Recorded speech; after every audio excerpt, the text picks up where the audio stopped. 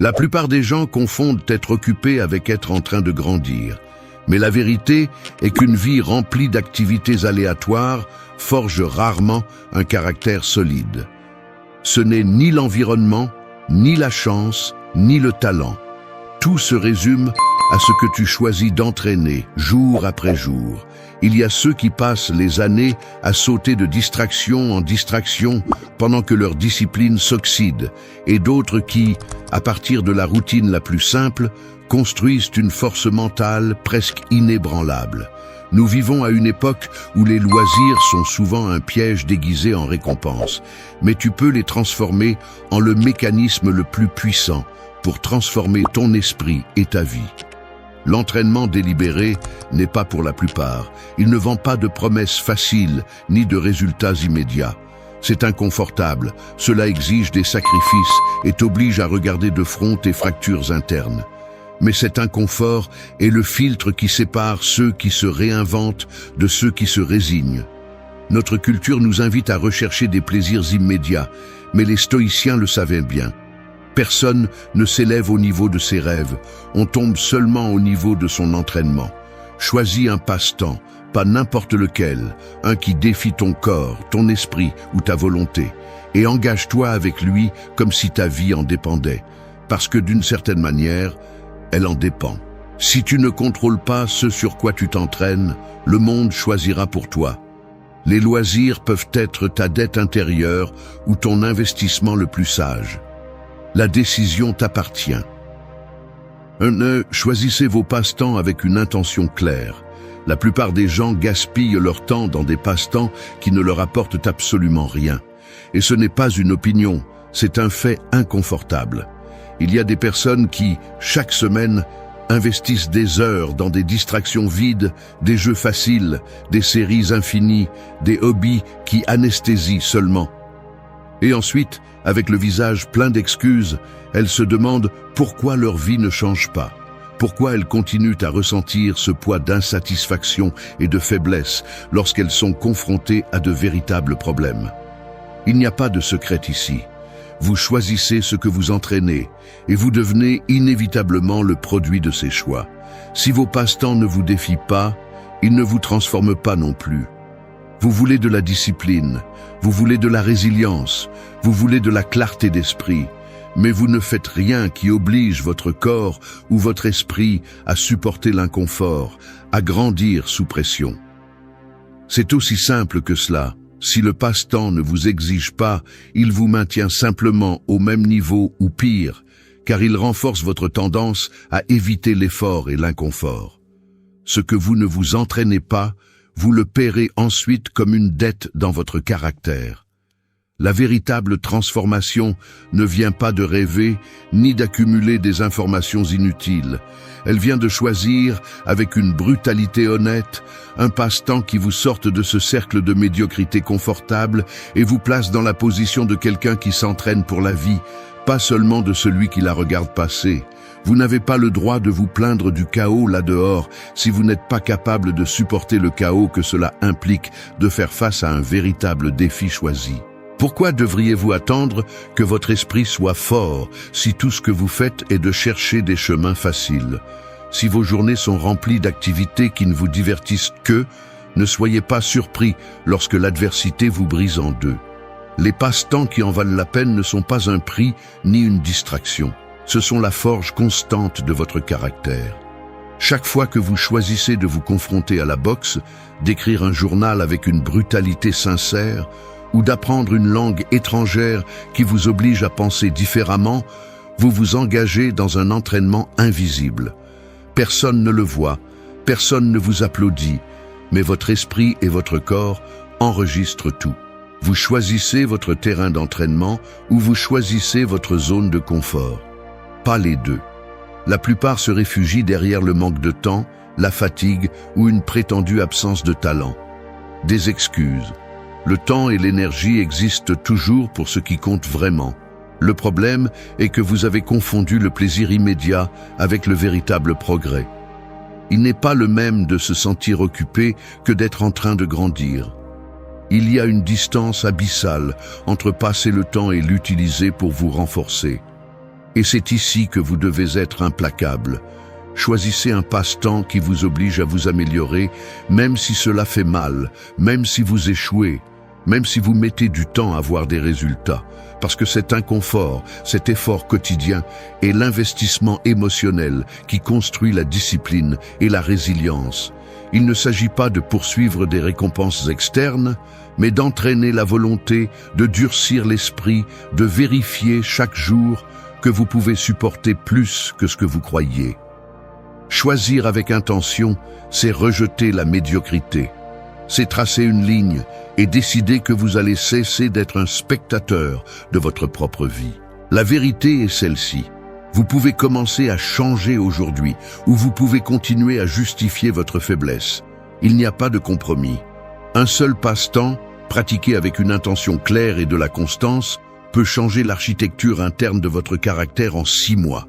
Mais vous devez décider, soit vous entraînez votre esprit, soit vous vous résignez à ce que le monde vous entraîne à coups. La discipline n'est pas un talent, c'est une décision qui se renouvelle chaque jour. Si vous voulez une vie différente, cessez de perdre du temps et choisissez le type d'effort qui va vous construire de l'intérieur. Personne ne va vous offrir de la force, ni de la clarté, ni de la résistance. Elle se travaille. La vraie vie ne récompense pas ceux qui attendent, elle récompense ceux qui se préparent. 2. Entraîne la discipline, pas seulement les compétences. Il est 8 heures du soir et après une journée entière d'obligations, tu as enfin un peu de temps libre. La fatigue s'installe sur les épaules et l'esprit cherche désespérément une échappatoire facile. Un peu de divertissement, un coup d'œil rapide sur les réseaux sociaux, peut-être un épisode de cette série dont tu ne te souviens même plus pourquoi tu as commencé à la regarder. Personne ne te regarde. Il n'y a pas de conséquences immédiates, juste ce soulagement momentané de t'évader. Mais, si tu prêtes attention, il y a une petite tension interne, une voix qui te demande en silence si ce moment va s'ajouter à la pile de jours identiques. Si aujourd'hui tu vas faire, encore une fois, ce que tu fais toujours, quand personne ne te demande rien. C'est ici, dans ces minutes invisibles, que se définit ce que tu appelles discipline. La plupart des gens pensent qu'entraîner une compétence est suffisant. Apprendre à frapper le sac de boxe, écrire dans un journal, mémoriser du vocabulaire, lire 50 pages, tout cela semble être un progrès. Mais il y a un piège. Tu peux pratiquer beaucoup et rester la même personne faible si tu cherches toujours le chemin le plus confortable. La compétence technique n'est pas ce qui transforme, c'est la friction interne, le moment où tu veux t'arrêter et choisis de continuer. La discipline n'est pas seulement répéter une action, c'est défier chaque impulsion automatique qui préfère le plaisir facile à l'effort conscient. C'est avaler cette inconfortabilité et continuer, même si tu ne vois pas de résultats immédiats, même si la motivation disparaît et que la fatigue se multiplie. Il n'y a jamais eu de version forte de toi qui soit sortie d'une routine confortable. Au fond, nous avons tous des mécanismes invisibles qui sabotent notre avancement. L'esprit est expert en négociation. Aujourd'hui, il n'y a pas de problème si tu le laisses pour demain. Tu n'as pas assez d'énergie. Tu n'es pas aussi bon que les autres. Ces idées ne sont pas des pensées passagères. Ce sont de petits pactes que tu fais avec la médiocrité. Et chaque fois que tu cèdes, tu renforces l'habitude de te rendre à la moindre résistance. C'est pourquoi le véritable entraînement n'est pas dans la compétence externe, mais dans le muscle interne qui décide de ne pas céder même si le corps et l'esprit demandent du repos. La discipline se construit à ce seuil où l'inconfort commence à faire mal et, au lieu de reculer, tu restes. Celui qui apprend à supporter ce poids apprend à supporter n'importe quoi. La discipline, c'est faire ce que tu as dit que tu ferais, même si personne ne regarde. Entraîner une compétence te sert, bien sûr. Mais si tu n'entraînes pas le caractère qui la soutient, tout ce que tu as appris s'effondre à la première crise. Il est facile de pratiquer quand tu te sens inspiré. Ce qui est difficile, c'est de pratiquer quand tu es épuisé, ennuyé ou frustré. Ici se révèle le conflit le plus profond. Qui es-tu quand personne ne t'oblige? Que fais-tu avec ces minutes où tu pourrais choisir d'être fier de toi ou de te laisser emporter par les habitudes de toujours? Il n'y a pas de véritable progrès sans cette brutalité honnête qui t'oblige à voir à quel point tu te trahis, à quel point tu te justifies. Il n'y a pas de discipline sans inconfort soutenu. La volonté est un muscle, et chaque jour où tu choisis de l'entraîner, tu la rends plus résistante. Ne confonds pas compétence et discipline. La compétence te mène jusqu'à la porte. La discipline te fait la franchir, même quand tu préférerais rester dehors. La différence entre une vie ordinaire et une vie extraordinaire réside dans ces moments inconfortables, dans l'accumulation de petits renoncements à la facilité. Personne ne se renforce par accident. Personne ne devient imparable sans passer par la fatigue, le doute, le désir de renoncer. Seuls ceux qui entraînent la discipline de manière délibérée et non seulement la compétence superficielle peuvent supporter le poids de leurs propres décisions. La vie réelle ne te demandera pas combien de fois tu as essayé, elle mesurera seulement ce que tu as résisté. La discipline n'est pas un ornement, c'est la structure interne qui soutient tout ce que tu veux devenir. 3. Transformer la pratique constante en caractère. Il y a un conflit que presque personne ne veut admettre. La plupart d'entre nous espèrent que la pratique constante nous mènera à l'amélioration. Mais au fond, nous ne faisons que répéter des actions comme si le simple fait d'insister suffisait à changer qui nous sommes. Il est inconfortable de le reconnaître. Mais souvent, la constance n'est pas de la discipline, mais une routine vide qui nous maintient piégés dans des versions à peine meilleures de nous-mêmes. Le véritable problème est que nous confondons l'accumulation d'heures avec la transformation personnelle, comme si la fréquence garantissait la profondeur. Mais la pratique, pour vraiment se transformer en caractère, exige quelque chose de plus brutal. Une conscience implacable de chaque répétition. Une honnêteté pour identifier quand nous nous contentons simplement de faire le minimum et quand nous défions réellement nos propres limites internes. Pratiquer sans inconfort conscient n'est que faire fonctionner la machine sans ajuster le mécanisme principal, la volonté. Analysons cela sérieusement. Lorsque vous choisissez un passe-temps exigeant et que vous vous engagez à le pratiquer jour après jour, le processus réel n'est pas visible dans les actions extérieures, mais dans la façon dont votre esprit réagit à la résistance interne. Il ne suffit pas d'entraîner le corps ou la technique. Ce qui est vraiment entraîné, c'est votre capacité à supporter l'inconfort, à affronter la paresse, à négocier avec la fatigue et la frustration sans vous rendre à elle. Les personnes habituées à répéter sans questionner n'arrivent jamais à découvrir le seuil où se produit la fracture et ensuite la reconstruction du caractère. C'est pourquoi tant de gens stagnent, parce qu'ils répètent des mouvements mais n'exigent jamais de leur volonté qu'elle supporte un peu plus de pression. Ce qui distingue ceux qui se transforment réellement, c'est qu'ils utilisent la pratique comme un filtre qui sépare l'excuse de la décision. Il ne s'agit pas seulement de faire, mais de faire d'une manière qui vous oblige à cesser de négocier avec votre propre faiblesse. Cela, appliqué au quotidien, est brutalement simple et en même temps difficile à maintenir. Chaque fois que vous pratiquez la calisthénie, par exemple, vous ne renforcez pas seulement des muscles, vous entraînez la réponse que vous donnez lorsque l'épuisement devient insupportable. Lorsque vous tenez un journal avec une honnêteté radicale, vous ne remplissez pas seulement des pages. Vous affinez votre capacité à vous voir sans masque et à soutenir ce regard inconfortable. Le tir à l'arc, les échecs, la randonnée de longue distance, n'importe lequel de ces passe-temps, si vous les pratiquez avec intention et non par inertie, se transforme en une sorte de laboratoire psychologique. Là se révèle le mécanisme clé. Ce que vous répétez avec conscience devient une habitude, et ce que vous maintenez malgré l'inconfort devient caractère. La pratique constante, si elle est délibérée et non automatique, est un investissement émotionnel. Chaque moment où vous choisissez de ne pas céder est une brique de plus dans la construction de votre tempérament.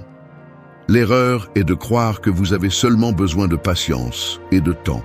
Le véritable changement exige de la rudesse. Rejetez le pilote automatique, observez chaque impulsion qui vous invite à abandonner et répondre par une décision ferme. Rien de pertinent ne se construit sans passer par le filtre abrasif de l'inconfort soutenu. La routine confortable vous enchaîne, la pratique consciente vous libère. Transformer la pratique constante en caractère nécessite que vous vous demandiez, sans concession, si aujourd'hui vous avez été capable de supporter un gramme de difficultés supplémentaires. Et la réponse, si elle est honnête, vous montre exactement où vous en êtes et ce qu'il reste à entraîner. La constance vide n'est qu'un déguisement du progrès. La constance consciente est la racine de toute véritable force. Seul ce que vous choisissez de supporter chaque jour, sans raccourci, définit en quoi vous êtes en train de vous transformer. Ce que vous répétez vous façonne. Ce que vous résistez vous construit. 4. Priorisez la profondeur sur la variété superficielle. Au fond d'un atelier abandonné, il y a des centaines d'outils dispersés sur une table en bois usée. Certains ont à peine des marques d'utilisation, d'autres sont recouverts de poussière, et seuls quelques-uns montrent les traces profondes d'avoir traversé des matériaux durs, d'avoir été tenus à la main encore et encore, jusqu'à faire partie du geste. Cet atelier est votre vie. La plupart collectionnent des instruments, mais presque personne n'ose user un seul jusqu'à le rendre indispensable. Passer d'outil en outil ne produit que des callosités superficielles, jamais de vraie force. C'est la même chose avec vos passe-temps. Vous pouvez remplir vos journées d'activité, essayer un peu de tout, vous sentir occupé et croire que vous avancez. Mais ce qui compte, ce n'est pas la variété, mais la profondeur avec laquelle vous décidez de travailler un seul filon jusqu'à ce que la résistance se brise et vous laisse voir de quoi vous êtes fait. On le remarque dans le regard de celui qui a choisi la profondeur. Ces mouvements ont une gravité particulière, un rythme différent. Ils ne se dispersent pas en 1000 tentatives, ils ne se laissent pas emporter par la hâte d'expérimenter le nouveau à chaque instant. Quand il parle, il le fait avec le poids de l'expérience que seul un engagement délibéré peut donner. En revanche, celui qui reste en surface transmet de l'anxiété, comme s'il craignait de manquer quelque chose en restant trop longtemps au même endroit. En réalité, ce qu'il craint, c'est de faire face au vide qui apparaît lorsque la nouveauté disparaît et qu'il ne reste que l'effort pur, sans fioriture. C'est la zone où la plupart abandonnent. Approfondir exige de supporter l'ennui, la frustration, la stagnation apparente. C'est un entraînement silencieux. Répétez encore et encore, jusqu'à ce que chaque erreur devienne partie de l'apprentissage, jusqu'à ce que vous sentiez dans votre corps le poids exact de la discipline. Regardez les mains de celui qui a pratiqué la calisthénie pendant des années. Ce ne sont pas des mains douces, mais rugueuses, durcies par la friction constante avec la barre. Observez comment un joueur d'échecs expérimenté tient une pièce. Il y a une précision presque rituelle, un respect pour le processus. Ce n'est pas un hasard, c'est le résultat d'avoir choisi de perdre la superficialité au profit de la maîtrise. Approfondir un seul passe-temps vous oblige à négocier avec votre propre résistance et à affronter chaque couche de faiblesse sans possibilité d'évasion. La variété séduit parce qu'elle vous donne l'illusion de progrès sans le coût réel de la transformation. Il est plus facile d'essayer 20 activités superficielles que de supporter l'inconfort de ne pas avancer pendant des semaines dans une seule. Mais c'est seulement en franchissant ce seuil, lorsque la pratique devient exigeante et que les résultats tardent à venir, que le véritable changement commence. La profondeur ne se mesure pas en heures, mais en l'intensité avec laquelle vous traversez chaque obstacle interne. Vous pouvez rester des mois bloqués au même point, sans aucune récompense visible. Mais chaque jour où vous revenez, chaque fois que vous décidez de ne pas abandonner, vous soudez une structure interne qui ne se brise pas facilement. C'est ce que la variété ne pourra jamais vous donner.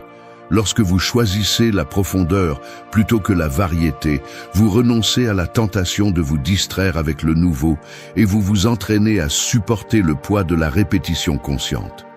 Le résultat n'est pas seulement une compétence améliorée, mais un esprit capable de supporter l'ennui, l'incertitude et la fatigue. La profondeur est une dette envers vous-même que vous ne payez qu'avec patience et renoncement. Ne vous laissez pas tromper par la culture de l'immédiateté. La variété n'est pas synonyme de vie pleine, c'est juste du bruit déguisé en opportunité. Choisissez un terrain et creusez jusqu'à ce que cela fasse mal. Ce qui est superficiel s'oublie, ce qui est profond vous façonne. Si vous voulez un caractère qui résiste à tout coup, arrêtez de collectionner des passe-temps et osez rester, supporter le vide et l'inconfort jusqu'à ce que le terrain cède. La profondeur est le filtre qui sépare ceux qui survivent de ceux qui transcendent. Personne ne se renforce en sautant de branche en branche. Seul celui qui choisit de rester, de creuser et de supporter finit par trouver la racine. 5. Utilisez l'effort quotidien comme mesure réelle.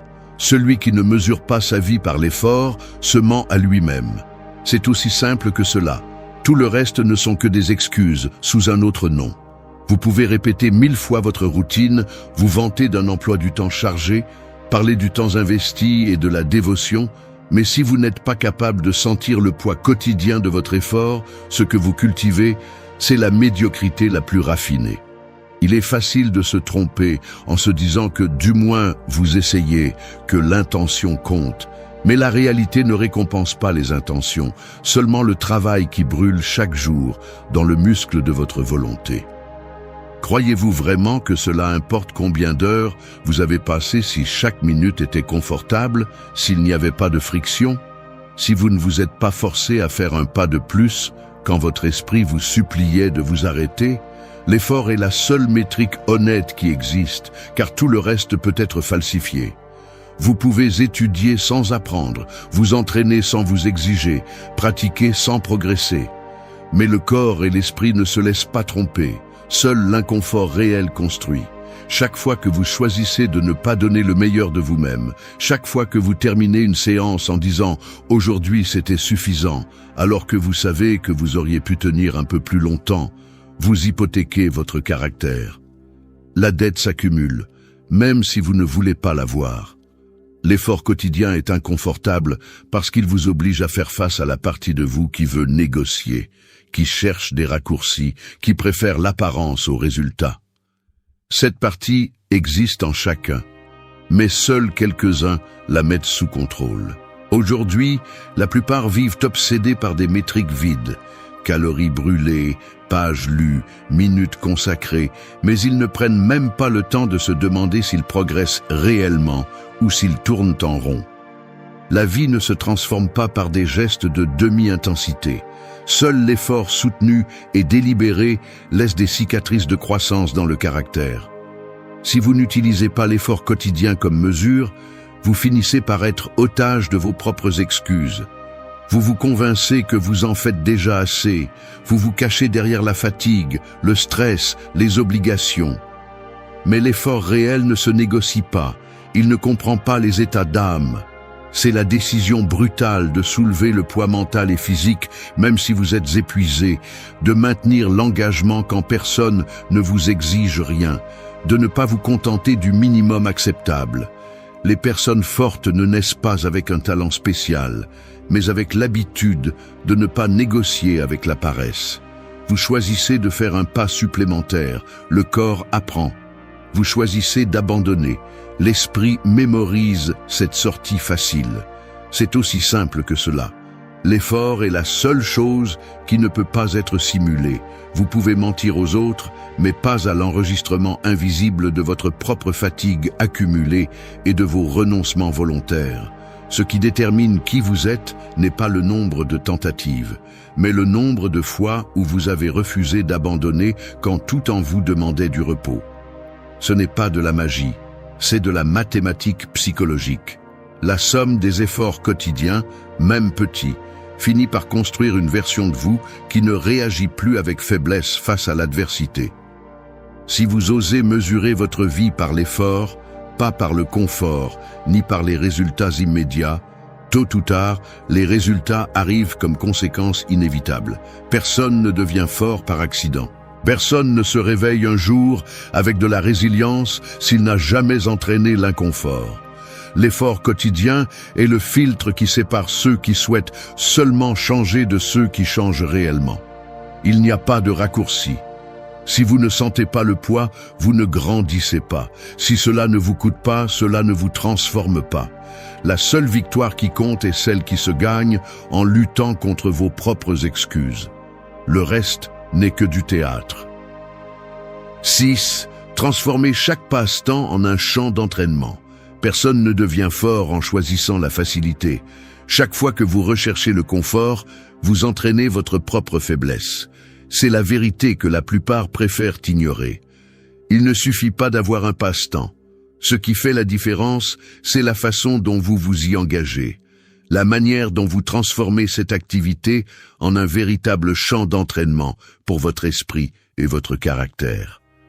Lorsque vous abordez une discipline, boxe, calisthénie, échec, peu importe, avec l'intention d'éviter l'effort, vous ne faites que répéter le schéma d'évasion qui vous maintient déjà dans la médiocrité. Mais si vous changez d'approche et transformez ce temps en un laboratoire pour défier vos limites intérieures, votre vie entière commence à se restructurer de l'intérieur.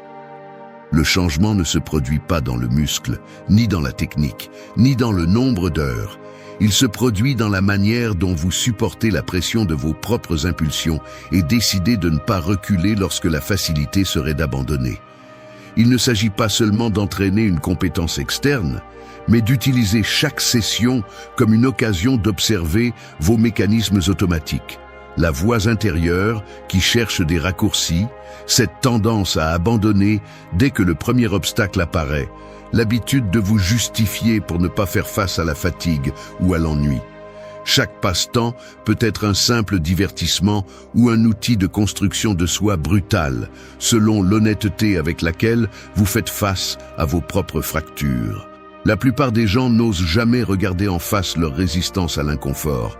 Ils préfèrent croire que faire quelque chose est suffisant, même si ce quelque chose n'exige rien de réel de leur caractère. Mais l'esprit enregistre tout. Chaque fois que vous choisissez la sortie facile, vous renforcez l'habitude de céder. Et chaque fois que vous restez dans l'inconfort, même si c'est pendant quelques minutes, vous ajoutez des couches de force que aucun livre ni conseil extérieur ne pourra vous donner. Le véritable entraînement psychologique commence lorsque vous réalisez que vous ne luttez pas contre la difficulté de la technique, mais contre la facilité de renoncer. Ce combat est silencieux, intime, presque invisible pour les autres, mais il détermine absolument qui vous pouvez devenir. Et ici se pose une question à laquelle vous ne pouvez pas échapper. Êtes-vous prêt à transformer chaque passe-temps en un filtre qui confronte vos faiblesses et les transforme en muscles intérieurs? Parce que la plupart choisissent de répéter jusqu'à ce que cela ne fasse pas mal, jamais jusqu'à ce que cela dérange vraiment. Faire ce pas supplémentaire, rester une minute de plus lorsque tout en vous demande d'arrêter, refuser de négocier avec la paresse. C'est là que se définit le caractère. Pas besoin de talent, il faut de la décision. Personne n'entraîne la discipline par accident. Faites-le simple. Chaque fois que vous commencez une pratique, rappelez-vous que cet espace est votre champ d'entraînement. Vous n'allez pas perfectionner la technique au-dessus de votre volonté, mais renforcer la volonté à travers la technique. La boxe n'est pas seulement un mouvement physique, c'est l'investissement émotionnel de supporter la peur d'échouer. Écrire un journal n'est pas seulement remplir des pages, c'est se regarder sans excuse et enregistrer l'inconfort. Apprendre une langue, soulever votre propre poids, maîtriser une nouvelle compétence, tout cela est la même chose. Une excuse déguisée en pratique ou un cadre pour tester la fermeté de vos décisions. La transformation commence lorsque vous cessez de rechercher des résultats externes et utilisez chaque minute pour entraîner la partie de vous qui n'est pas visible. Ce qui est superficiel s'oublie. Ce que vous résistez reste. Devenez quelqu'un qui mesure sa vie par la qualité de son entraînement invisible. La vie ne change que lorsque vous changez la manière dont vous entraînez votre esprit. 7. Laisse le défi forger ta résilience. L'horloge indique 6 heures du matin. Dehors, l'obscurité règne encore, et seuls ceux qui ont vraiment un engagement envers leur propre croissance se lèvent à cette heure-ci, non pas parce qu'ils ont de l'énergie à revendre, mais parce qu'ils comprennent que se laisser emporter par la commodité est une décision qui a des conséquences. Le froid s'infiltre dans les vêtements. Le lit invite à rester. Mais à cet instant, ce qui compte, ce n'est pas le temps ni la fatigue, c'est le choc frontal entre le désir de procrastiner l'effort et la détermination d'avancer. C'est ici que commence la différence, dans le choix silencieux de ne pas céder à la première inconfort. La résilience, ce muscle psychologique, ne surgit pas par accident. Elle se forge dans la répétition quotidienne de décisions que personne ne célèbre et qui coûtent presque toujours plus que ce qu'elles semblent. Analyser le processus révèle la dureté de la situation. Chaque défi, aussi petit soit-il, est un mécanisme pour calibrer ta résistance interne. Il ne s'agit pas de surmonter des défis monumentaux chaque jour, mais de comprendre que la somme de petits renoncements à la facilité finit par façonner un esprit qui ne recule plus lorsque la pression augmente. L'entraînement commence lorsque le corps ou l'esprit envoie des signaux clairs qu'il serait plus simple de se rendre, de sauter la pratique, de reporter l'objectif. C'est dans cet espace que filtre la vérité. Il n'existe pas de résilience sans friction, et tout ce qui t'évite de ressentir ce poids ne fait que retarder le moment où la vie te demandera réellement quelque chose. Chaque fois que tu choisis de traverser l'inconfort au lieu de l'éviter, ton esprit enregistre l'expérience comme une expansion de tes propres limites. Le défi, alors, n'est pas un obstacle externe, mais l'excuse interne qui... Chaque nuit est une bataille silencieuse entre ton esprit et ta paix. Tout le monde ne dort pas, beaucoup éteignent simplement la lumière, tandis que leurs pensées les dévorent dans l'obscurité. Tu te couches, mais tu continues à discuter avec le passé, à imaginer des futurs qui n'existent pas, à repasser des erreurs que tu ne peux plus changer. Ce n'est pas du repos, c'est continuer à se battre quand tu devrais te rendre au silence. La nuit n'est pas faite pour punir, elle est faite pour guérir, mais elle ne guérit que ceux qui osent lâcher prise. Dormir avec l'esprit tranquille n'est pas une chance, c'est une discipline. C'est le résultat d'avoir nettoyé ce qui est superflu et d'avoir fait la paix avec la journée. Marc Aurèle disait que l'âme se sérénise lorsqu'elle cesse de fuir ce qu'elle est. C'est la clé. La paix n'arrive pas quand tout va bien, elle arrive quand tu décides que rien en dehors de toi n'a le pouvoir de te perturber. Le véritable repos commence lorsque l'esprit comprend que la journée est terminée, qu'il n'y a plus rien à contrôler, qu'il ne reste plus qu'à se rendre. Le stoïcisme et la psychologie profonde sont d'accord sur un point. Ce que tu penses avant de dormir définit qui tu seras au réveil. C'est pourquoi cette vidéo ne parle pas seulement de mieux dormir, mais de guérir de l'intérieur, de transformer la nuit en un rituel de calme, de gratitude et de réconciliation avec toi-même. Parce que se reposer n'est pas une faiblesse, c'est de l'intelligence émotionnelle. C'est avoir le courage de clore la journée avec acceptation et d'ouvrir l'esprit à la sérénité. Celui qui apprend à dormir en paix apprend à vivre en équilibre, parce qu'il n'y a pas de repos plus profond que celui d'une conscience tranquille. Et il n'y a pas de meilleure façon de commencer la journée qu'en ayant fait la paix avec la nuit. 1. Sème des pensées qui te donnent la paix. L'esprit est un champ qui ne se repose jamais. Même lorsque le corps se rend au sommeil, il continue de cultiver ce que tu as semé avant de fermer les yeux.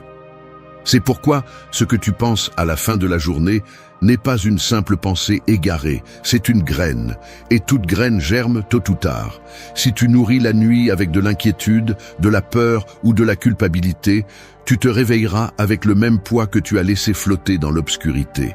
Mais si tu choisis de semer la tranquillité, la gratitude et la clarté, le matin te recevra avec légèreté. La paix n'apparaît pas par hasard. Elle se cultive en silence, dans les minutes où personne ne te voit, quand tu choisis ce que tu veux laisser grandir en toi. Beaucoup se couchent, comme si le jour ne se terminait jamais. Ils éteignent la lumière, mais l'esprit reste allumé, repassant ce qui a mal tourné. imaginant des disputes qui n'existent pas, se punissant pour des erreurs passées ou craignant ce qui viendra. C'est une bataille invisible, où l'ennemi n'est pas à l'extérieur, mais à l'intérieur. Le stoïcisme enseigne que l'esprit est le seul endroit où nous pouvons trouver la liberté, et cette liberté se construit à travers la direction consciente de la pensée. Marc Aurèle l'a bien compris lorsqu'il a écrit que la vie d'un homme est ce que ses pensées en font. La nuit, donc, est le laboratoire de l'âme, l'espace où la conscience décide quoi fabriquer, paix ou tempête. Chaque pensée est un ordre pour l'inconscient. Quand tu répètes mentalement tes problèmes avant de dormir, tu les graves plus profondément. Mais quand tu choisis des pensées de sérénité, de gratitude et d'acceptation, tu rééduques ton esprit. Tu lui apprends que tout ne nécessite pas de contrôle, qu'il y a un moment pour agir et un autre pour lâcher prise. La psychologie profonde explique que le subconscient absorbe plus fortement les idées précédant le sommeil et que celles-ci influencent l'état émotionnel au réveil. C'est pourquoi les 5 dernières minutes avant de dormir sont sacrées. Dans ce bref laps de temps, tu décides si tu seras ton refuge ou ton ennemi. Semer des pensées qui te donnent la paix ne signifie pas prétendre que tout va bien, mais accepter que, bien que le monde soit incertain, tu choisis de ne pas emporter le bruit à l'oreiller. C'est respirer et te dire « j'ai fait ce que je pouvais aujourd'hui, et cela suffit ». C'est se rappeler que tu n'as pas besoin de tout résoudre cette nuit, parce que la vie ne s'éteint pas avec toi. Elle se met simplement en pause. C'est comprendre que se reposer est aussi une forme de lutte, mais depuis le calme. Et c'est vrai. Beaucoup se punissent pour des choses qui ne se sont pas encore produites, alors qu'ils pourraient utiliser ce temps pour guérir. Pratiquer cette leçon est simple mais profond. Avant de dormir, arrête-toi quelques minutes et observe-toi. Demande-toi quelle pensée tu veux emporter avec toi dans le sommeil. Sens-le. Ne laisse pas l'esprit répéter automatiquement les vieux schémas. Remplace la critique par la gratitude, la peur par l'acceptation, la tension par la respiration. Tu peux écrire 3 choses pour lesquelles tu te sens reconnaissant, ou simplement penser à une seule qui t'a fait sourire pendant la journée. C'est ça, semer. Et chaque nuit que tu le répètes, tu renforceras les racines de ta sérénité. L'esprit discipliné ne se forme pas à la lumière du jour, mais dans l'obscurité de la nuit, quand tu choisis de penser consciemment plutôt que de réagir. Le calme s'entraîne, tout comme la force. N'attends pas que tout soit parfait pour te reposer, car la perfection est un piège. Repose-toi parce que tu en as besoin, pas parce que tu le mérites. Sème des pensées qui te donnent la paix, et ton repos deviendra une méditation silencieuse. La nuit cessera d'être un champ de bataille et se transformera en un sanctuaire où tout revient à son équilibre naturel. 2. Parle-toi avec tendresse avant de dormir. Chaque jour laisse des cicatrices invisibles. On ne les voit pas, mais on les ressent dans la poitrine quand la nuit arrive. Ces mots que tu as gardés pour toi, les erreurs que tu t'es rappelées 1000 fois, les comparaisons que tu as faites sans le vouloir, tout cela pèse. L'esprit ne se souvient pas seulement de ce que tu as vécu, mais aussi de la façon dont tu t'es parlé après l'avoir vécu. Et ce dialogue interne devient la voix avec laquelle tu t'endors. Beaucoup pensent que le repos arrive lorsque le corps s'éteint, mais non, le véritable repos commence lorsque tu arrêtes de t'attaquer. Tu ne peux pas dormir en paix si tu es celui qui te blesse avec tes propres pensées. Parle-toi comme tu parlerais à quelqu'un que tu aimes. Cela semble simple, mais c'est difficile. Nous avons l'habitude d'être durs avec nous-mêmes, de nous juger pour ce que nous n'avons pas fait, de nous comparer aux autres, de répéter en silence ce qu'on nous a dit une fois pour nous faire sentir moins bien. Mais le chemin vers la tranquillité commence lorsque tu transformes cette voix critique en une voix compatissante. La psychologie profonde explique que l'esprit ne distingue pas entre les mots qui viennent des autres et ceux qui viennent de toi. Chaque phrase que tu te dis est enregistrée dans le subconscient comme une vérité. Si chaque nuit tu te répètes que tu n'as pas fait assez, que tu ne vaux rien, que tu as échoué, ton esprit le croit. Mais si avant de dormir tu choisis de te parler avec tendresse, Peu à peu, tu reconstruis ce que les blessures ont détruit. Le stoïcisme enseigne que tu ne peux pas contrôler ce que le monde te dit, mais tu peux contrôler le ton avec lequel tu te parles. Marc Aurèle le disait clairement. Ta vie est le produit de tes pensées. Cela inclut les pensées que tu te consacres dans les moments les plus vulnérables. Parle-toi avec respect, même lorsque tu sens que tu ne le mérites pas. Sois ton propre refuge lorsque la journée a été dure. Remercie-toi d'être resté debout. Ne te demande pas la perfection, demande-toi l'humanité. Avant de dormir, remplace l'autocritique par la compréhension. Au lieu de penser à ce que tu as raté, reconnais ce à quoi tu as fait face. Si la journée a été difficile, dis-le honnêtement. Aujourd'hui a été dur, mais j'ai résisté. Si tu as fait une erreur, ne te laisse pas couler. Répète simplement. J'apprends. Et c'est suffisant. Cette pratique n'est pas une faiblesse, c'est une force émotionnelle.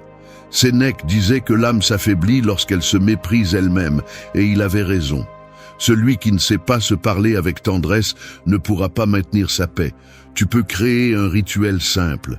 Lorsque tu es au lit, pose une main sur ta poitrine et respire. Sens le rythme de ton cœur et rappelle-toi qu'il est toujours là, même après les jours difficiles. Dis-toi quelque chose de gentil, même si ce n'est qu'une seule phrase. Je suis fier de moi. Demain sera meilleur. Aujourd'hui, j'ai fait de mon mieux. Ces mots ont du pouvoir. Ils calment le système nerveux, réduisent la tension et préparent l'esprit à se reposer. La science le confirme. Le cerveau interprète l'autocompassion comme de la sécurité. Et lorsqu'il se sent en sécurité, il se permet enfin de dormir. La voix avec laquelle tu te parles chaque nuit est celle qui t'accompagne toute ta vie. Prends-en soin. Ne laisse pas cette voix devenir ton ennemi. Parle-toi avec tendresse, avec patience, avec la fermeté de celui qui sait qu'il est en train de guérir.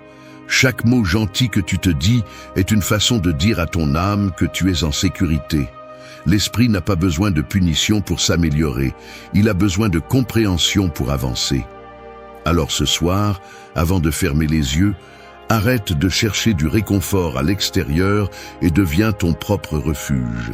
Parce que le repos ne vient pas du silence du monde, mais de la paix avec laquelle tu choisis de te parler à toi-même.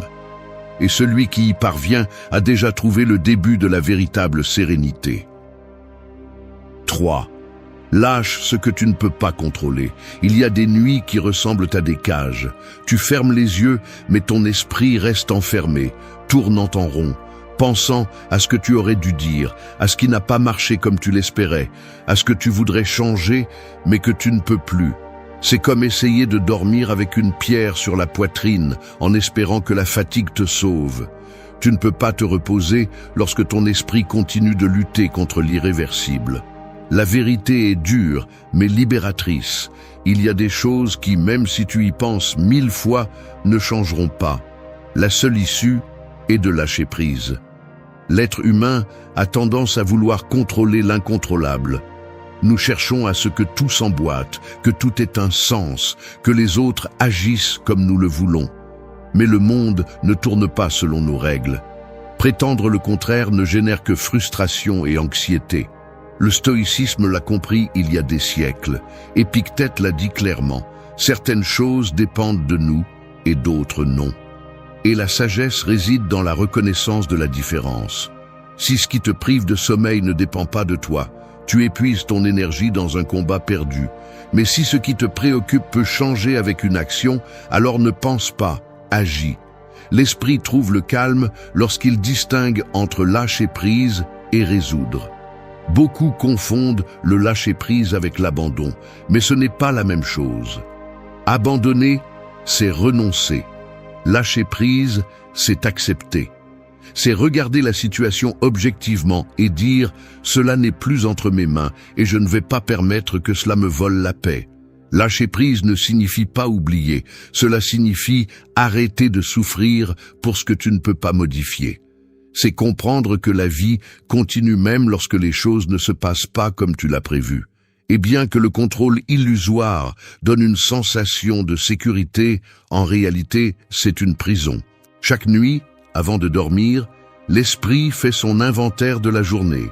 Il passe en revue les conversations, les erreurs, les décisions, et c'est là que tu dois intervenir. Toutes les pensées ne méritent pas ton attention. Lorsque tu identifies une pensée que tu ne peux pas changer, lâche-la consciemment. Respire profondément, répète mentalement. Cela ne dépend pas de moi. Imagine que tu la places dans une boîte et que tu la laisses partir. Cela semble simple, mais c'est puissant. Tu apprends à ton esprit à respecter ses propres limites. La psychologie moderne le soutient. La pratique de l'acceptation réduit la surcharge mentale et améliore la qualité du sommeil. Lâcher prise, en essence, est une forme d'hygiène mentale. Le contrôle naît de la peur. Nous voulons contrôler parce que nous avons peur de perdre, mais cette même peur nous consume. Sénèque disait que nous souffrons plus dans l'imagination que dans la réalité. Combien de fois n'as-tu pas passé des nuits entières à créer des scénarios qui ne se sont jamais produits? Cette énergie gaspillée aurait pu être convertie en repos, en clarté, en force pour le lendemain.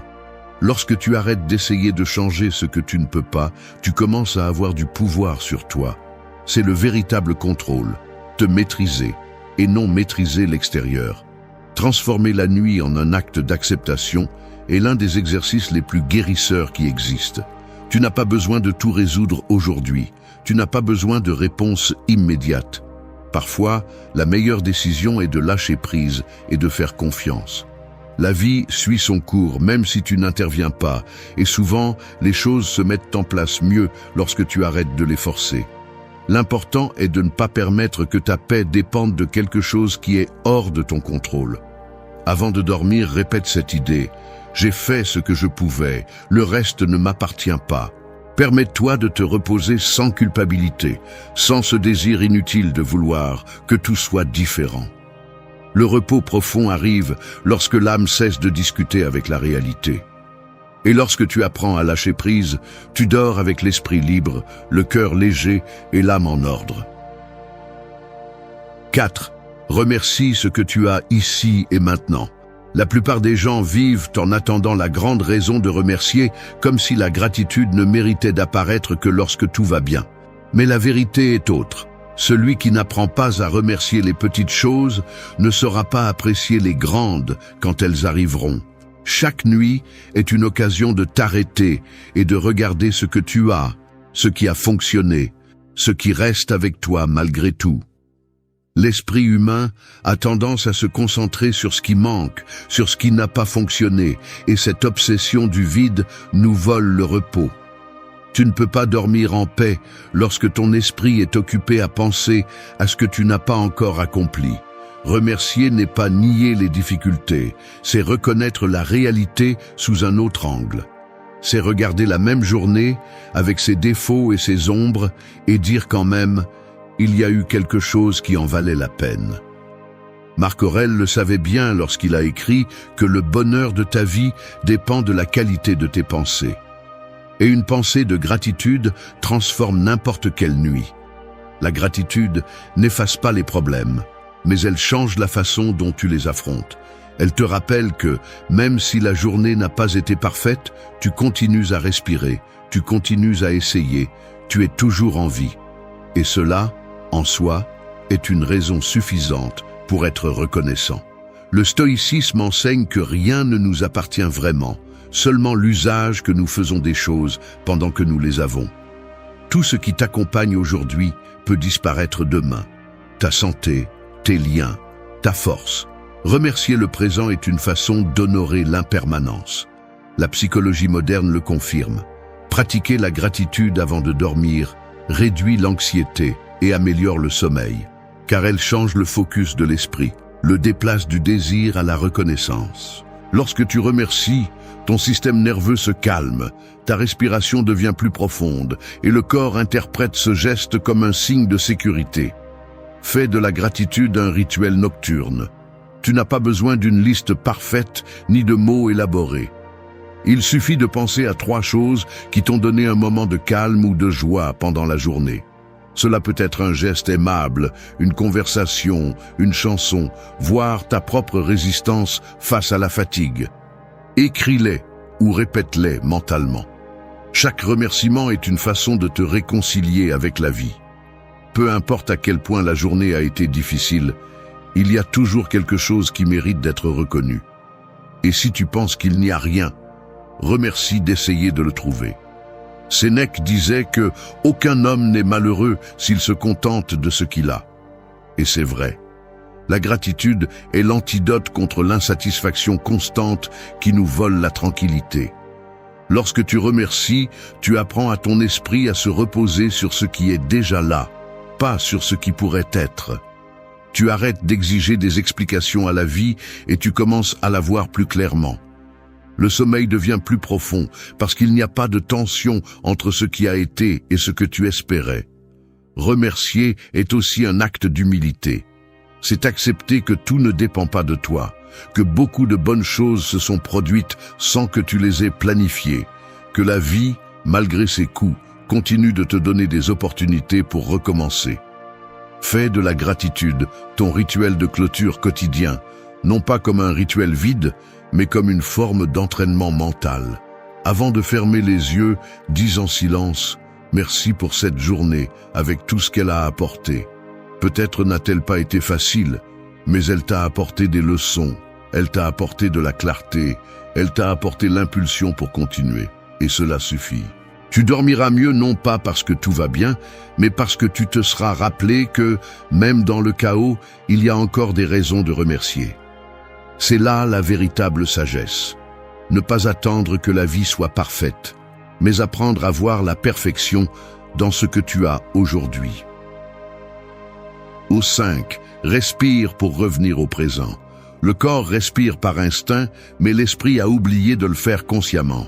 Nous vivons avec la poitrine serrée, la mâchoire tendue et les pensées qui courent comme si chaque seconde était une course.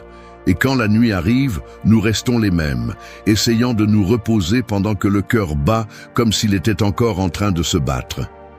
La respiration est le pont entre le corps et l'esprit, le langage le plus ancien que nous ayons pour rentrer à la maison. Cependant, peu de gens l'utilisent. Respirer consciemment n'est pas seulement une technique, c'est un acte de retour, une façon de te rappeler que tu es toujours ici, à cet instant, et que rien d'autre n'importe pour l'instant. Chaque inhalation est une occasion d'apporter le calme, et chaque exhalation de lâcher le poids invisible de la journée.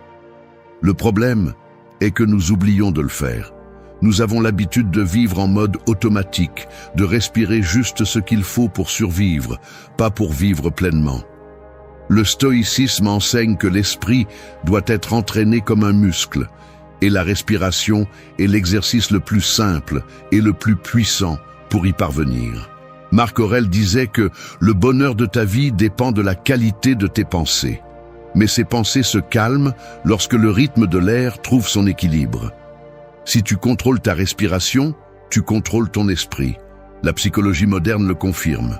Quand tu respires profondément, le système nerveux interprète que tu es en sécurité. Le corps se détend, le rythme cardiaque diminue et le cerveau cesse de produire les substances du stress. Tu n'as pas besoin de pilules, ni de rituels compliqués, juste quelques minutes d'attention. Avant de dormir, assieds-toi sur le lit ou allonge-toi en silence.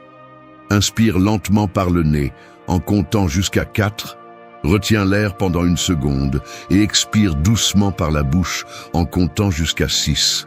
Répète ce cycle plusieurs fois. Tu remarqueras comment l'esprit commence à céder, comment les pensées perdent de la force, comment le corps se rend peu à peu au repos.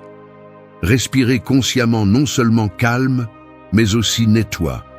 Avec chaque expiration, tu peux imaginer que tu laisses aller la culpabilité, la frustration, l'anxiété, que tout ce qui ne sert pas se dissout avec l'air. Ce n'est pas une métaphore vide, c'est de la physiologie pure. Le corps se libère et l'esprit le suit. Épictète enseignait que le véritable contrôle n'est pas dans le monde, mais dans la façon dont tu choisis de réagir à lui. Et la respiration est cette réaction consciente qui te rend le contrôle sur toi-même. Tu ne peux pas contrôler ce que la journée a apporté, mais tu peux contrôler la façon dont tu choisis de la terminer. Fais de la respiration ton ancre. Quand l'esprit commence à divaguer, quand les pensées t'entraînent vers ce qui est déjà passé ou ce qui pourrait venir, reviens à l'air. Sens comment il entre, comment il sort, comment le corps se ramollit. Chaque inhalation est une affirmation de vie, chaque exhalation, un acte de libération. Il n'y a pas de technique plus ancienne, ni plus humaine, pour revenir au présent. Tu n'as besoin de rien de plus que cela. Être ici, conscient de ton existence, de ta respiration, de la possibilité que tu as encore de trouver la paix. Dormir après avoir respiré avec présence est différent. Tu ne dors pas par fatigue, tu dors parce que l'esprit s'est rendu au moment. Tu es revenu au maintenant. Et dans le maintenant, il n'y a pas de culpabilité, ni de peur, ni d'anxiété. Juste le calme. Chaque nuit peut être une pratique de retour. Respire pour revenir, respire pour calmer, respire pour te rappeler que tu es vivant. Parce que quand tu maîtrises ta respiration, tu cesses d'être l'esclave de la pensée. Et quand cela se produit, le silence devient repos et le repos, liberté. 6. Fais du silence ton refuge. Le bruit du monde ne s'éteint pas lorsque la nuit tombe, il change simplement de forme. Il cesse de venir de l'extérieur et commence à résonner à l'intérieur de ta tête.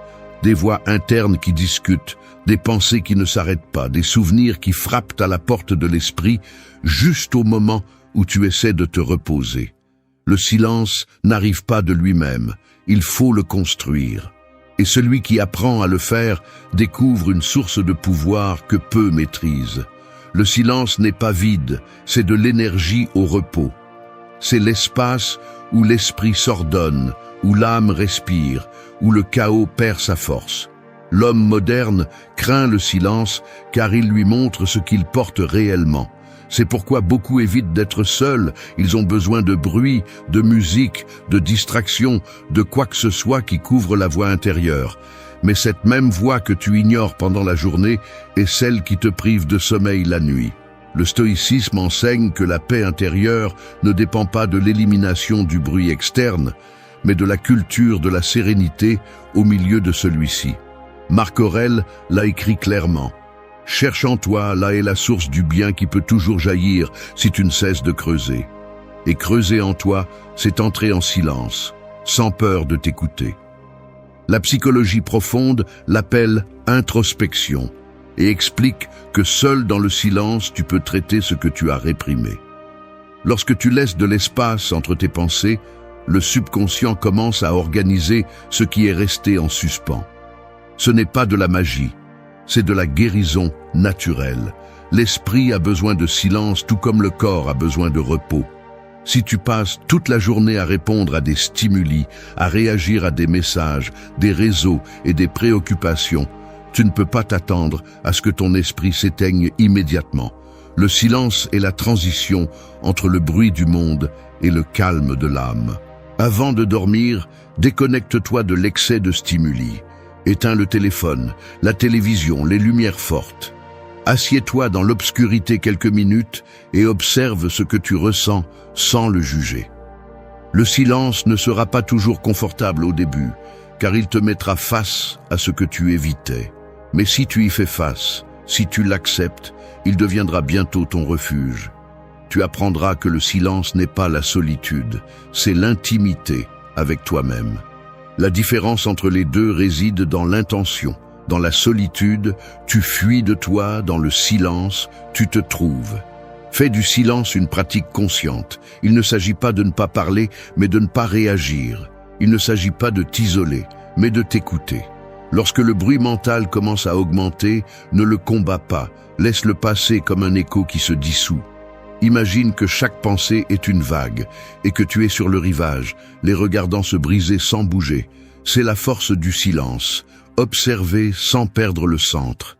Sénèque disait que l'âme tranquille voit le monde avec plus de clarté, et cette clarté n'apparaît que lorsque tu tais ce qui est inutile. Dormir en silence, ce n'est pas éteindre le son, c'est apaiser l'âme. Tu n'as pas besoin que tout soit calme à l'extérieur, tu as juste besoin de tranquillité à l'intérieur. Chaque nuit peut être une cérémonie de retour à toi. Laisse le silence nettoyer ce que le bruit a sali pendant la journée. Si tu le pratiques avec constance, tu verras comment le corps commence à se détendre, comment l'esprit cesse. Il y a des personnes dont le simple message ou la présence déclenche un mécanisme d'alerte dans votre esprit, comme si votre corps savait avant vous le prix invisible que vous payez pour les tolérer. Ce serait naïf de nier qu'il existe des individus capables de drainer votre énergie et d'enchevêtrer votre paix avec des commentaires, des attitudes ou des manipulations subtiles. Le stoïcisme ne sucre pas la réalité. Il vous la jette au visage. Il vous rappelle que vous ne pouvez pas contrôler les autres, seulement vos propres réactions. Il ne s'agit pas de résignation ni de devenir une statue insensible, mais de reprendre les rênes de votre état émotionnel lorsque l'extérieur veut envahir vos limites. Cesser de souffrir à cause de personnes toxiques n'est pas un service que vous leur rendez, mais un acte de dignité personnelle. Vous n'avez pas l'obligation de permettre à quiconque de fracturer votre caractère. L'autocontrôle n'est pas de la froideur, c'est le filtre qui sépare l'essentiel du destructeur. Il y a une différence brutale entre la tolérance et la soumission émotionnelle. L'une vous renforce, l'autre vous condamne à la dépendance. Personne ne mérite d'avoir le pouvoir de dicter votre état d'esprit. Ce qui est en jeu, c'est votre paix et votre énergie quotidienne. Chaque fois que vous cédez le contrôle, vous perdez un peu de vous-même. Aujourd'hui, nous allons parler de 10 leçons stoïques, pratiques et directes pour rompre ce cycle. Parce que vous méritez une vie où votre bien-être ne soit pas l'otage des fractures des autres. Votre tranquillité est votre patrimoine. Défendez-la avec discipline. 1. Identifie les comportements qui drainent ton énergie. La vérité est celle-ci. Personne ne te vole ton énergie.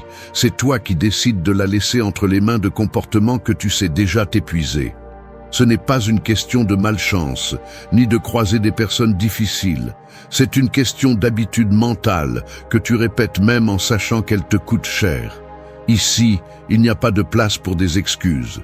Si tu continues à accorder ton attention à des conversations inutiles, si tu acceptes des invitations qui te pèsent plus qu'elles ne t'apportent, si tu restes dans des dynamiques où tu finis toujours par te justifier ou te sentir insuffisant, tu n'es pas une victime, tu es complice de ta propre fatigue. Le premier pas, et le plus inconfortable, est de cesser de nier ta responsabilité. Personne d'autre ne va identifier ces comportements pour toi, ni les signaler sans que tu ne le prennes comme une attaque. La compassion bon marché ne va pas te sauver. Ce dont tu as besoin, c'est d'un inventaire honnête des gestes automatiques, des réponses réflexes, des silences forcés et des concessions que tu fais chaque jour par peur du conflit. La plupart du temps, tu sais parfaitement quelles sont ces situations et ces personnes qui te laissent t'épuiser. Mais tu préfères détourner le regard, car l'admettre signifierait devoir agir. Et agir implique de l'inconfort, des ruptures, parfois une solitude temporaire. Alors tu te racontes l'histoire que ce n'est pas si grave, que c'est normal de se sentir épuisé, que la vie est ainsi. Ce n'est pas du réalisme, c'est de la lâcheté mentale. Le stoïcisme ne consiste pas à être froid ou distant, il s'agit d'être impitoyablement clair sur tes limites et sur ce que tu permets d'entrer dans ton espace émotionnel. Ton énergie n'est pas infinie, et chaque fois que tu l'offres à la plainte, au drame des autres, à la manipulation déguisée en préoccupation, tu hypothèques ton bien-être. Si tu t'épuises pour des choses que tu ne peux pas contrôler, c'est parce que tu t'es habitué à ne pas filtrer, à ne pas discerner, à ne pas dire non quand il le faut. Prends la responsabilité du filtre que tu utilises pour décider à qui et à quoi tu donnes ton temps et ton esprit. Il ne suffit pas de se plaindre ou de souhaiter que les gens changent. La véritable discipline consiste à couper à la racine les comportements que tu répètes par peur de te sentir seul, par peur de perdre une prétendue harmonie qui n'est rien d'autre que de la résignation déguisée en maturité. Ne te trompe pas. Chaque fois que tu tolères un manque de respect, chaque fois que tu te tais pour éviter la tension, tu ajoutes du poids à une dette émotionnelle qui tôt ou tard te laissera vide. La paix mentale ne se négocie pas. Soit tu choisis les comportements qui te renforcent, soit tu continues à donner ton énergie à ce qui te fragilise. Si tu n'identifies pas ce qui te draine, tu choisis de rester brisé.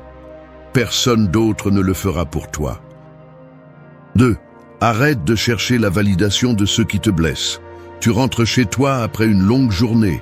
Tu regardes l'écran de ton téléphone et comme un réflexe automatique, tu vérifies si cette personne a répondu. Peu importe si la dernière chose qu'elle t'a dite était une critique déguisée en conseil, une blague acerbe ou ce silence à moitié qui te laisse penser que tu as fait quelque chose de mal. Te voilà, encore une fois, attendant un signe, un geste, n'importe quel signe d'approbation qui te sorte de l'inconfort. Tu sais que cette validation ne dure jamais assez longtemps et qu'après un moment, tu ressens à nouveau la même anxiété, le même vide. C'est comme si, malgré tout ce que cela t'a coûté, tu continuais à parier ton estime de soi à la roulette d'un jugement extérieur. Et le pire, c'est que tu reconnais le schéma. Chaque fois que tu reçois une minimale acceptation, tu t'accroches plus fort. Chaque fois que tu es ignoré ou méprisé, ton esprit se remplit d'explications qui ne servent qu'à justifier l'attachement. Parfois, tu te convaincs que, si tu parviens à plaire ou à prouver ta valeur, cette personne va changer d'attitude et enfin, tu te sentiras suffisant. Mais ce qui se passe réellement est un mécanisme d'auto-sabotage. Tu remets le contrôle de ton humeur à celui qui a le moins prouvé qu'il le mérite. Quand tu cherches la reconnaissance auprès de ceux qui te blessent, ce que tu cherches en réalité, c'est une réparation impossible. Tu refuses d'accepter que leur approbation ne guérira jamais ce que d'autres ont brisé en toi auparavant. Tu insistes pour répéter la dynamique parce qu'au fond, tu as peur de faire face à l'abîme de ton propre jugement. Tu préfères écouter leurs opinions, même quand elles sont toxiques, que de t'asseoir pour écouter ce que tu penses de toi-même. Là se trouve la racine du problème. Tu déposes ta valeur entre des mains étrangères parce qu'en le faisant, tu retardes l'inconfort d'assumer ta propre responsabilité émotionnelle. Il n'y a pas de dignité à attendre des miettes de ceux qui t'épuisent.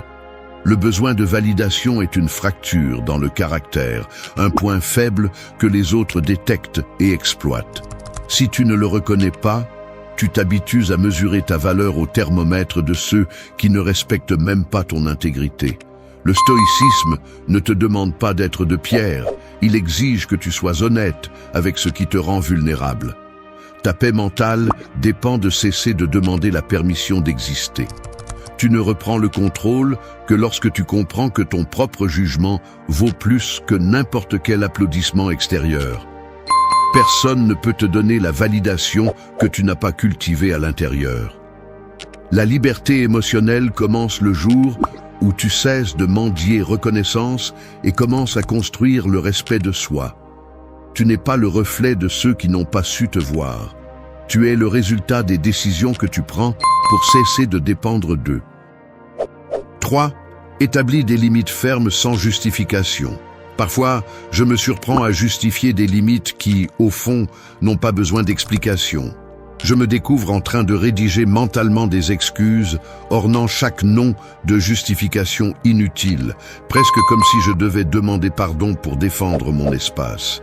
C'est un mécanisme qui remonte à loin. On grandit en pensant que poser des limites est égoïste, que dire « stop » est un manque d'empathie, que tu dois argumenter chaque décision qui t'éloigne du conflit. Mais ce récit ne fait que t'enfermer dans un cycle d'épuisement. Chaque fois que tu te justifies, en réalité, tu cèdes du terrain. Tu donnes à l'autre la sensation que ta frontière est négociable, que tu peux te convaincre du contraire s'il présente le bon argument. Et c'est là que commence l'épuisement, la culpabilité, le doute, la tentation de céder un peu plus pour éviter l'inconfort. La limite devient quelque chose de fragile, une ligne tracée dans le sable que n'importe qui peut effacer. Apprendre à établir des limites fermes, sans donner d'explication, est une décision qui met mal à l'aise, car elle t'oblige à assumer le coût de ne pas plaire, de ne pas satisfaire, de décevoir les attentes des autres. C'est un prix élevé, et c'est pourquoi si peu de gens le paient. Si tu analyses les dynamiques avec des personnes toxiques, tu verras qu'elles cherchent toujours la faille de l'argument. Si tu leur donnes des raisons, elles les utilisent comme levier. Si tu leur montres de l'insécurité, elles la transforment en combustible. C'est pourquoi la seule limite réelle est celle que tu ne négocies pas. Dire « je ne permets pas cela » sans embellissement, sans discours, sans ouvrir la porte à des discussions, est une déclaration d'autonomie. Il ne s'agit pas d'être brusque, mais d'être clair. La limite n'est pas une attaque, c'est une décision stratégique pour protéger ton énergie. Le stoïcisme le dit clairement. Ce qui est sous ton contrôle, c'est ta réponse, pas l'opinion des autres. Si chaque fois que tu marques une distance, tu as besoin de te justifier, au fond, tu demandes la permission. Et personne ne respecte celui qui demande la permission d'être respecté. Le respect de soi ne se mendie pas, il s'exerce, même quand cela met mal à l'aise. Le processus est plus mental qu'externe.